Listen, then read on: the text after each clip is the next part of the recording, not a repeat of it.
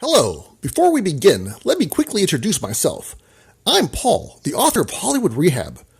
To check it out, click the link below at the bottom of the description. It's a twisted, funny, romantic action thriller. Hello, and welcome to Paul Takes On the News. Today we're going to do something a little different. Instead of the news, I'm taking on reality. What? The whole universe. I have the answer right here. Or at least I have a good theory.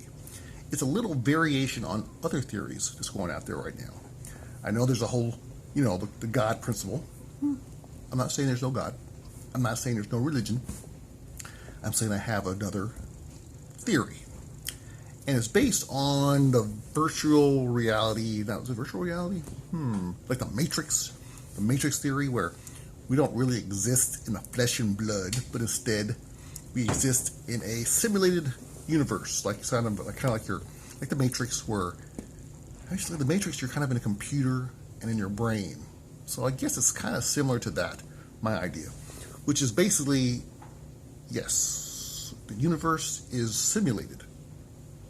Now I think there's one theory where we're all like kind of locked into or connected to a computer. It's kind of like you're wearing your virtual reality glasses, and everywhere you look, it starts to get, it's realistic. It seems real. Everything around you seems real.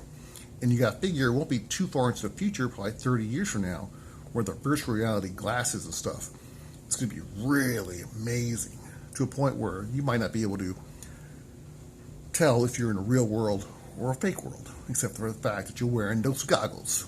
But think of a dream. When you're dreaming, you experience a reality that's not real. It's not in the flesh and blood, but sometimes they seem completely real. They seem, when you wake up, you're like, well, I thought I was totally in reality, but you weren't. You were dreaming. And everybody around you is a figment of your own brain. So the only person that's real in your dream is you, and everybody else is like a simulation from your brain. And I think that's one of the big difference between my theory and the theory that's going around, where they think that, okay, you're in a simulated reality, but so is everybody else. So everybody else is tied into the same reality world. It's kind of like one of those video games where other people are playing. So that's possible. I mean, hey, I don't know. This is just a theory. So my theory is different. My theory is that you are actually alone, in a sense. You're in a reality that's simulated in your brain, so you're actually asleep, in a sense. So the real you is somewhere else, and you are just experiencing a lifetime in another brain. But it's all virtual. So your real self is napping somewhere, hooked up to a machine probably, that simulates, or gives your brain a suggestion or an idea, somehow it ties into your brain, that what you experience, you're experiencing a life that really isn't real in the flesh and blood, just in your brain. Now, what I kind of thought about today, what kind of hit me today was why. What's the reasoning you would have a virtual reality? Why don't you just live normal reality? I mean, hey, you got a reality, live it. So I mean, there's definitely different ideas why. Maybe the reality you're living in is horrendous. Maybe we destroyed the world and we're living underground in a bunker because the world is destroyed. And instead of living in the nasty world, you live in a virtual world where everything is nice before they destroyed the world. So like right now, the sky is still blue. We still got grass and trees and all that stuff. Maybe in the other universe, everything is destroyed. Everything's checked up. So that's a very strong possibility of a reason why you would be rather live your life in a virtual reality versus your own real reality.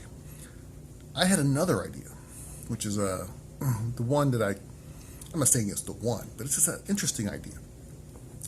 Okay, so in a dream, when you're sleeping, you experience a long storyline. I mean, you could be in your dream for a long time, and also like you could have a past in your dream. I've had dreams where I've had a whole different past. So I'm thinking back in my memory, in my dream, I've had a different memory of my reality now. So it seemed like I had a history in my dream. So I was living in there for a long period of time. Because really, you live in a now. Every moment is now, and so whatever you think of the past as just a memory. And then when you could project the future, what you think might happen, but really every moment is just now, and then it's just memories. So who knows even the past even really existed. So, okay, my point is, so one of the theories, or for one of my theories, is for a reason why you'd want to live in a virtual reality. It's because of this. Say, okay, one of the big goals in life, or of mankind, for the longest time, is the fountain of youth. Fountain of youth. The dream to live forever, to dream to never die, to be young forever.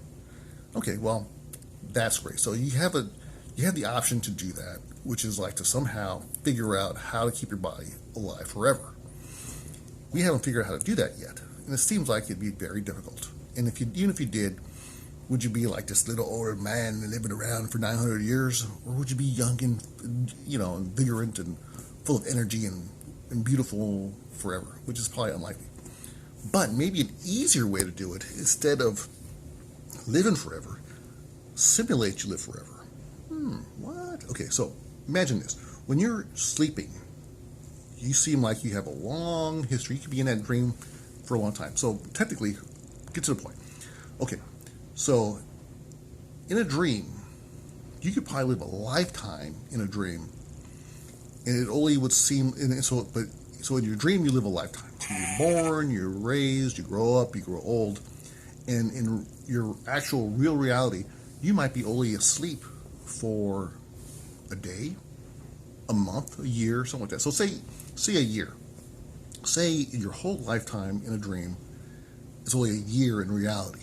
Well, then you can basically wake up, go back to sleep, and have another reality. So you could simulate living really probably thousands of years. You could probably have maybe 10 to hundreds different lifespans within the lifespan of one person in reality. You get that? Alrighty. Well, I think you got my point. So maybe that is a reason to do the simulated reality. Now, a lot of scientists are trying to figure out, well, how would it work? You would need a supercomputer. Well, I'm not going to get into the nuts and bolts of it. It's just a theology of it. Think about how it would all work, or the reason for the existence of a virtual reality world. Because technically, really, in the future, they're gonna figure out how to do it. There's no doubt about it. You can either in a computer or in your brain, probably within 100 years, or probably not even that long, probably 30 years, you have some basic version. 100 years down the road, they'll probably fine-tune it pretty darn well. And think about 500,000 years from now, it's going to be obvious. They're going to easily have a virtual reality, or convince yourself that you're in a fake world. So that is probably the reasons why you would do it. How, I'm not going to figure out how to do it. I'll leave that to the scientist. You know what I'm talking about? Alrighty, well, thank you for watching Paul Takes on the Universe this time. Hit like and subscribe, and maybe I can get more detailed whenever I get more brainstorm on this kind of subject matter or other subject matters like aliens and stuff. Alrighty, thanks for watching.